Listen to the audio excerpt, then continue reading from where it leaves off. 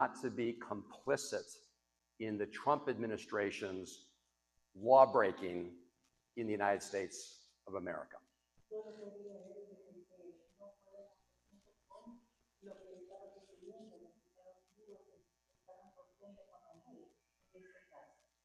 And to release Mr. Abrego Garcia.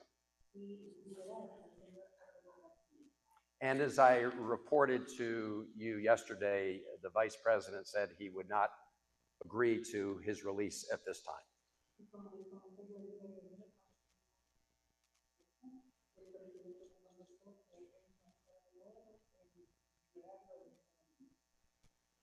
So I asked that, in the interests of mercy, at least allow his wife or his mother or his lawyer to contact him in prison to check on his well-being.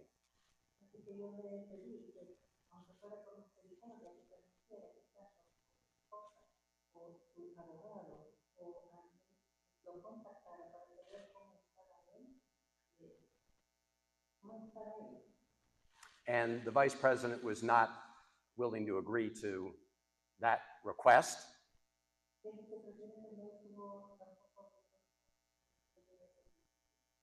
So today, I tried again to make contact with Mr. Abrego Garcia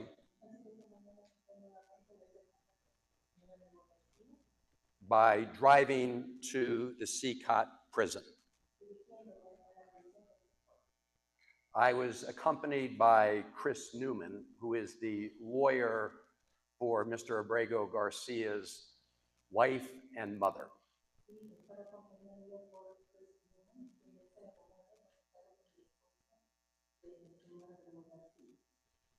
Our goal was very simple today, which was to check on the health and well-being of Kilmar.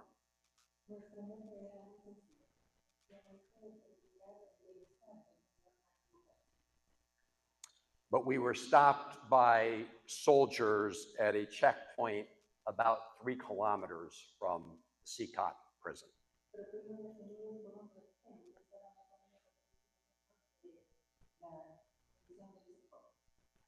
We were told by the soldiers that they'd been ordered not to allow us to proceed any further than that point.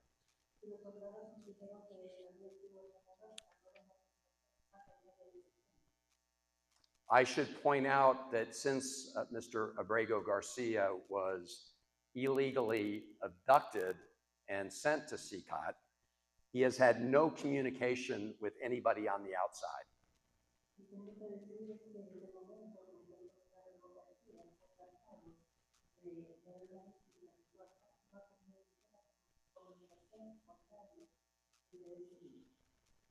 His wife and his lawyers have tried to make contact with him. They've not been able to.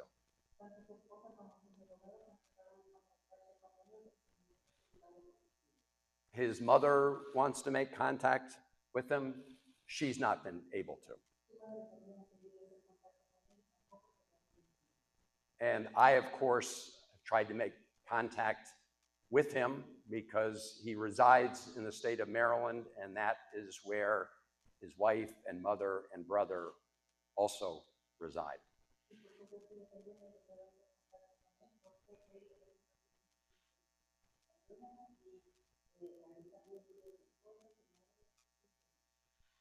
So there's been no ability to find out anything about his health and well-being.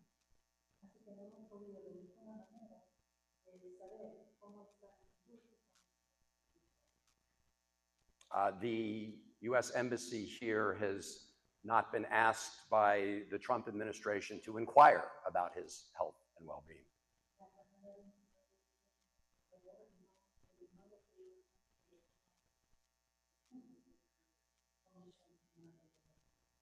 And I should point out that this inability to communicate with his lawyers is a violation of international law.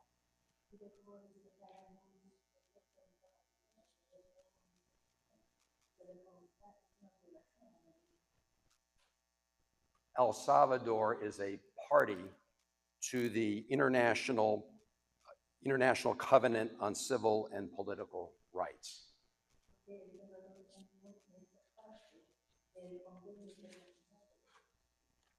El Salvador has signed and ratified that covenant.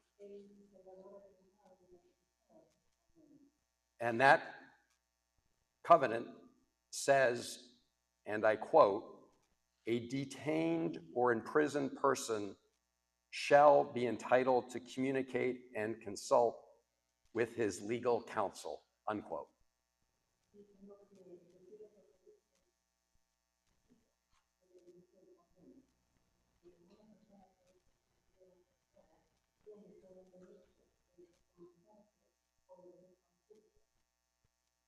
I should say also on this trip, I met with some representatives of human rights and civil society groups.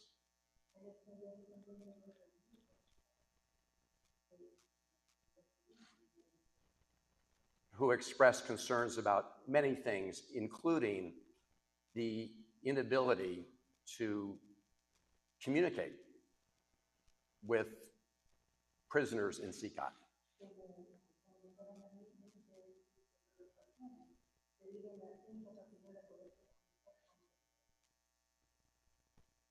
I also met with the terrific American Embassy team here in El Salvador during my visit.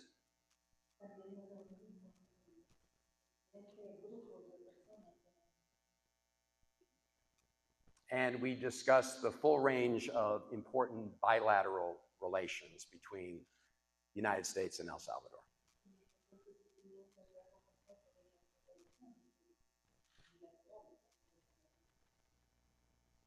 And I can tell you the people of the United States want to have very good and strong relationships with the people of El Salvador.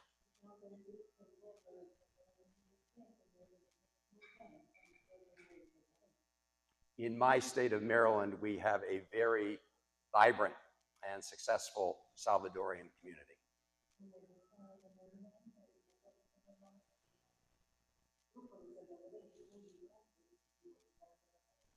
And they contribute greatly to our state.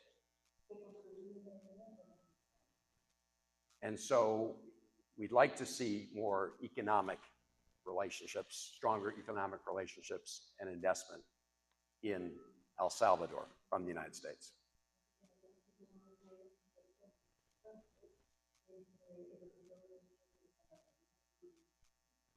I also met with embassy representatives from the FBI, from the DEA, and DHS.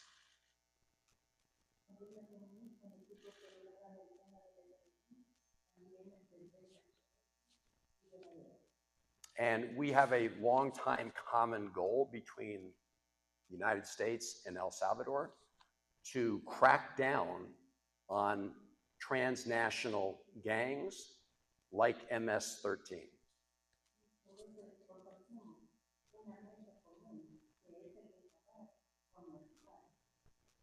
I have been fighting against MS-13 for probably longer than Donald Trump even heard about MS-13.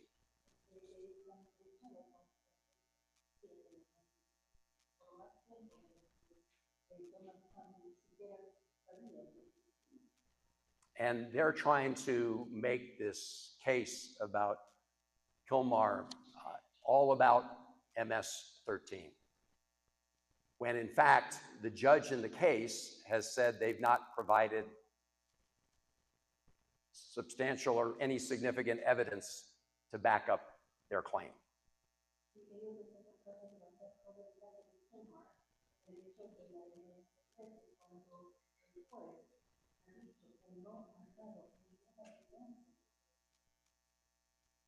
I am here not to vouch for any particular set of facts or for claims, but I am here to vouch for the judicial system in the United States, which guarantees individuals the right to due process.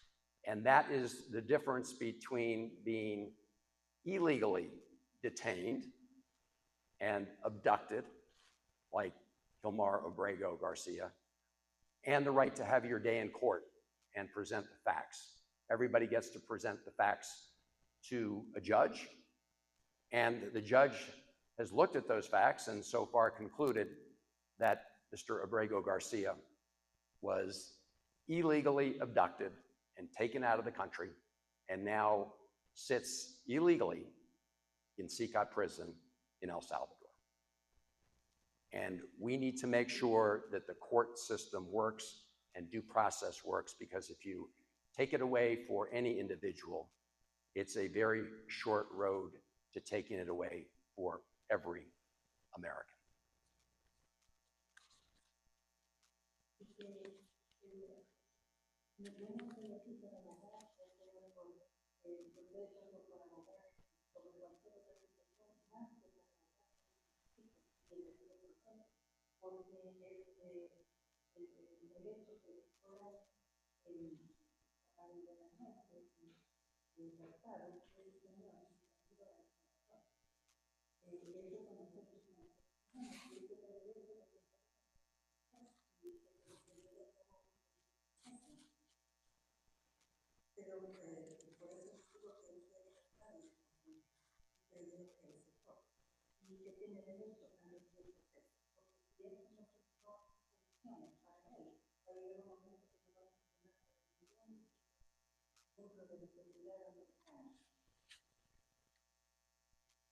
And with that, I'm ready to take any questions you may have.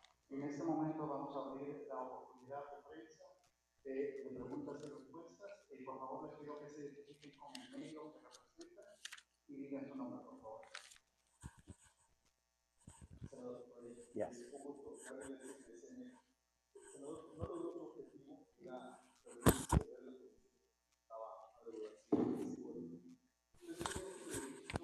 Volver a El Salvador en un corto tiempo debido a que no pudo hacerlo.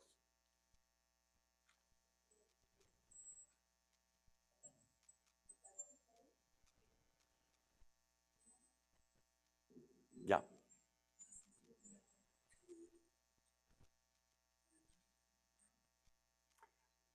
So I do intend to keep at this until we ensure that Mr. Abrego Garcia has his rights to due process, which is what the courts of the United States have called for. They have said that his abduction is illegal, and they have called upon him to be brought back to the United States.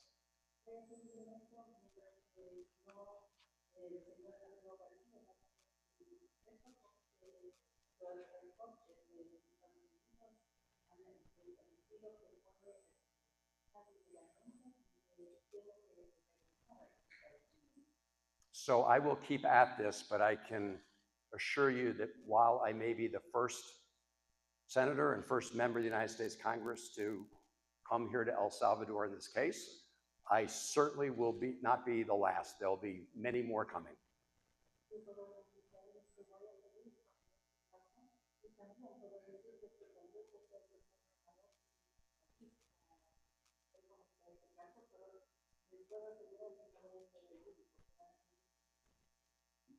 Because we won't give up until Kilmar has his due process rights respected.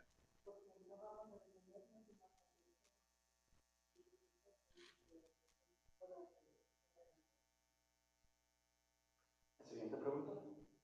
Senador, buenas tardes. Fernando Morales de Canal 12. Gusto saludarlo. Tengo una consulta. ¿Qué impacto podría tener este caso en la cooperación bilateral entre ambos países, como la migración, lucha contra el crimen organizado o asistencia económica, y qué acciones diplomáticas o legislativas se podrían tomar en contra de El Salvador, que se sigue ignorando a la justicia económica? Well, as I said in my opening statement, I think people of the United States want to have a very good relationship with the people of El Salvador, and that includes expanding our economic relationship.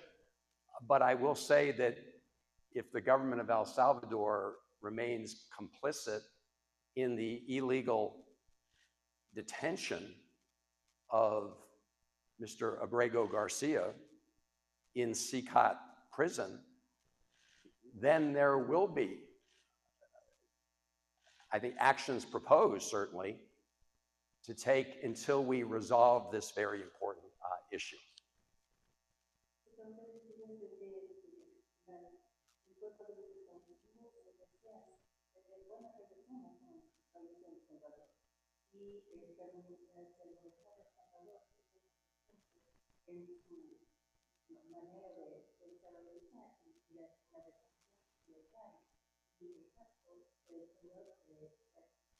Abrego Garcia y tenerlo en la institución. Entonces van a haber propuestas de acciones que se van a tomar. Nosotros debemos. Because American taxpayers' dollars should not be used in a way that violates the court orders of the United States.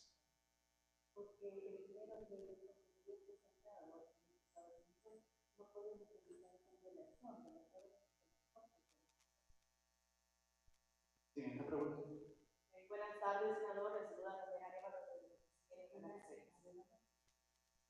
sobre la visita que usted quería realizar este día al sector, la embajada le ayudó en algún momento a gestionar esa visita o también solicitó esa visita a la casa presidencial directamente y no fue concedida la entrada.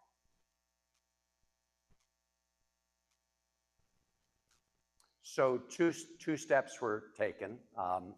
Number one, the United States Embassy did communicate to the government of El Salvador my request to visit CCOT and to meet with Kilmar Abrego Garcia.